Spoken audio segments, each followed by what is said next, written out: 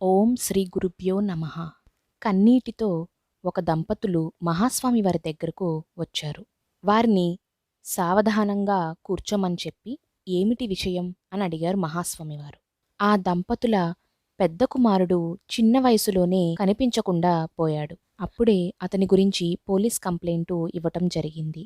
అంతటితో ఆగక పిల్లవాడు తిరిగి రావాలని జప, హోమాలు, పరిహారాలు కూడా చేశారు. అయినా ఇన్నాళ్లు గడిచినా అతని గురించి ఎలాంటి సమాచారమూ అందలేదు. ఇప్పుడు రెండవ కుమారునికి పెళ్లి చేయవలసిన సమయం ఆసన్నమైంది. పిల్ల తరపున వారు ఒత్తిడి చేస్తున్నారు.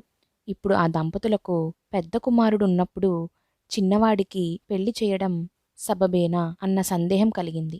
ఏం చేయాలో తెలియక మహాస్వామి వారి వద్దకు వచ్చి మొరపెట్టుకున్నారు.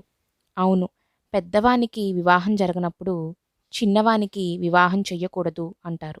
దీనిని పరివేత, పరివేతి దోషం అని కూడా కొందరంటారు. ఊరిలో ఒక రావి చెట్టుకు, వేప చెట్టుకు పెళ్లి చేయించండి. ఆ తర్వాత ఈ అబ్బాయి పెళ్లికి ముహూర్తం పెట్టించండి అన్నారు మహాస్వామి. సమస్య ఇంత సులభంగా పరిష్కారం అవ్వడంతో దిగులు తీరిన ఆ దంపతులు మహాస్వామి వారికి నమస్కరించి ఆశీర్వాదం పొంది వెళ్ళారు.